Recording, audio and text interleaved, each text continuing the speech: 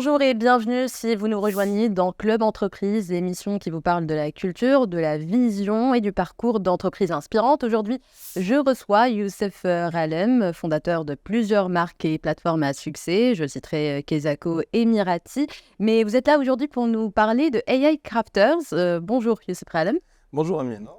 Alors, chez AI Crafters, vous êtes un collectif d'experts en intelligence artificielle. Votre mission, c'est de rendre accessible l'IA aux entreprises, c'est bien ça? En fait, déjà, je tiens à mentionner qu'on n'est pas des experts, on est des artisans. Ça s'appelle AI Crafter. Ouais. C'est surtout des personnes, en fait, nous sommes 4 entrepreneurs, avec Mohsin qui est un chercheur et un prof universitaire, Zouer qui est un entrepreneur, également Mourad, au même titre que moi-même. Nous sommes des personnes qui avons adopté l'usage de l'IA dans le cadre de nos activités depuis un moment. Moi, personnellement, j'utilise les chatbots depuis quelques années. Aujourd'hui, depuis quelques mois, j'ai beaucoup recours à l'IA générative. Avant même de commencer l'aventure AI Crafters, j'y avais recours pour l'accélération des processus créatifs liés à certaines de mes marques. Et effectivement, notre mission chez AI Crafters est justement de vulgariser, de faciliter cet univers qui peut paraître obscur, qui peut paraître aussi intimidant pour le grand public.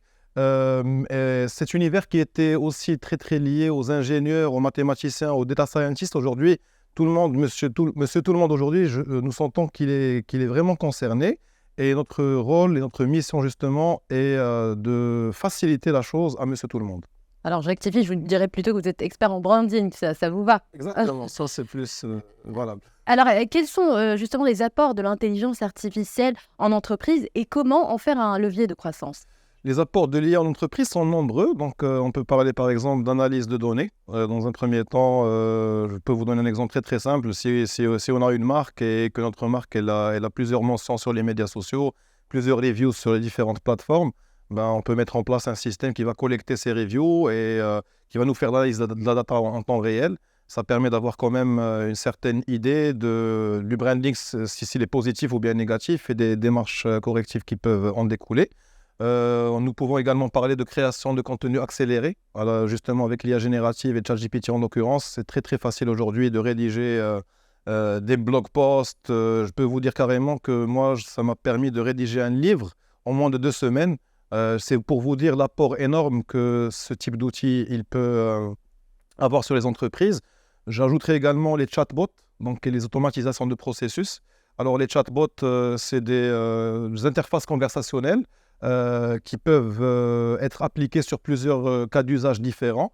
L'exemple le plus simple, c'est le Customer Support, donc le service client.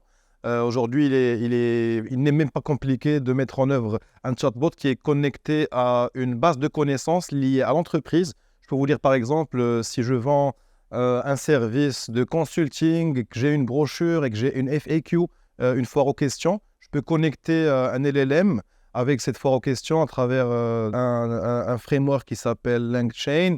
Aujourd'hui, on peut absorber ces informations et les injecter directement dans le cerveau du LLM, de sorte qu'on peut lui parler. Si je suis un client, un lead, un prospect, je peux parler sur WhatsApp. Et automatiquement, sur WhatsApp, je pose la question à combien est-ce que vous facturez votre service? Qu'est-ce que vous pensez de cette problématique? Est-ce qu'elle appartient à votre cercle, à votre périmètre d'intervention? Aujourd'hui, on peut remplacer plein de fonctions qui sont, on va dire, prévisibles et monter plus en qualité et monter plus en leadership, monter plus en contrôle comme humain. Aujourd'hui, il y a vraiment plein de conséquences qu'il peut y avoir sur la société. Et quels sont peut-être les autres départements auxquels on ne pense pas forcément au sein d'une entreprise qui gagnerait à recourir plus à l'intelligence artificielle? Des départements, en fait, moi je pense que déjà l'IA aujourd'hui, à échelle individuelle, c'est important de l'adopter parce qu'à échelle individuelle, ça augmente la productivité.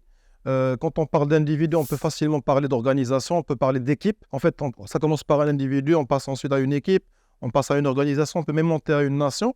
Dans n'importe quel contexte aujourd'hui, si on peut appliquer l'IA pour la productivité personnelle, on va dire par syllogisme, je ne sais pas si c'est le bon terme, on peut généraliser et dire que tous les départements ils sont concernés. Je peux vous dire des exemples en ressources humaines, je peux vous citer des exemples pour les achats, en commercial, en marketing, en ingénierie de produits. Les exemples sont nombreux. Alors, vous proposez chez AI Crafters des masterclass et des formations digitales aux professionnels.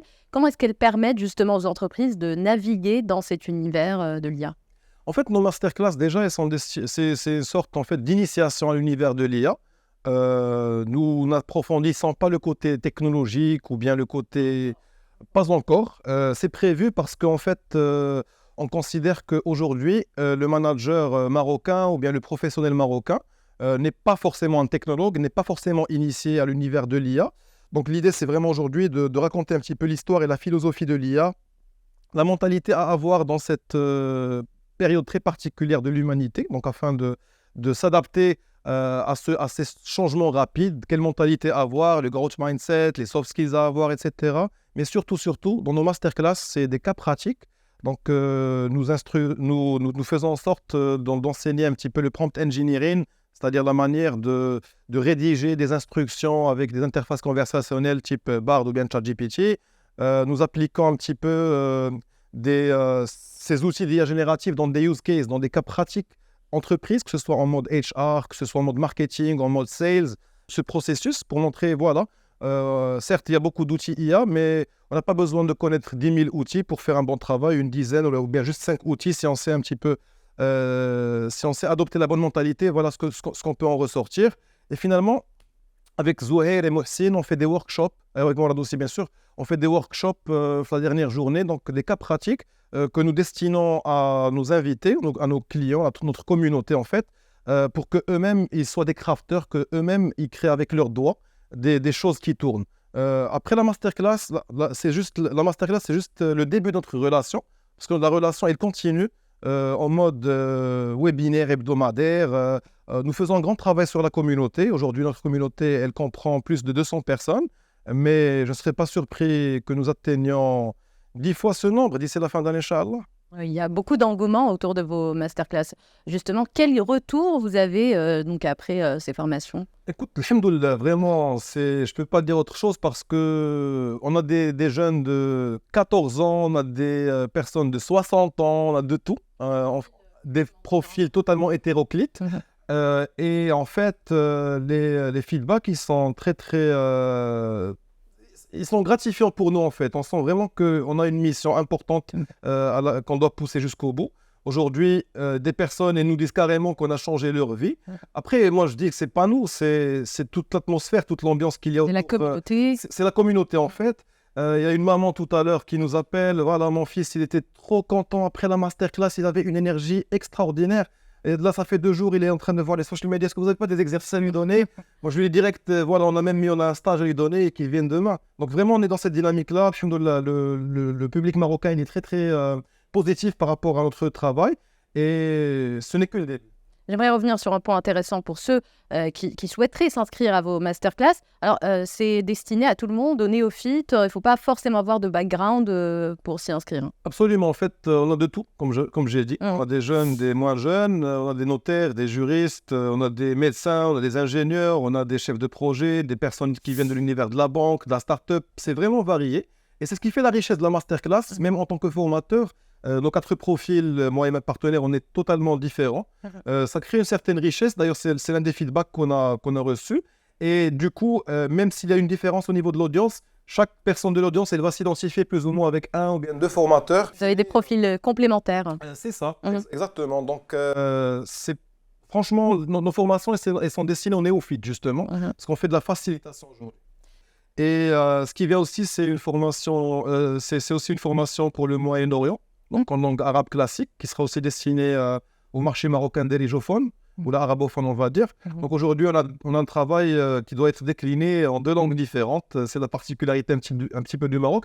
Mais en tant qu'entreprise, c'est une opportunité pour nous. Donc ça nous ouvre en même temps le marché francophone et le marché arabophone. Avant de finir, un dernier message peut-être pour ceux qui sont réticents à l'utilisation de l'IA, qui ont peut-être peur ou sont intimidés par cette intelligence artificielle.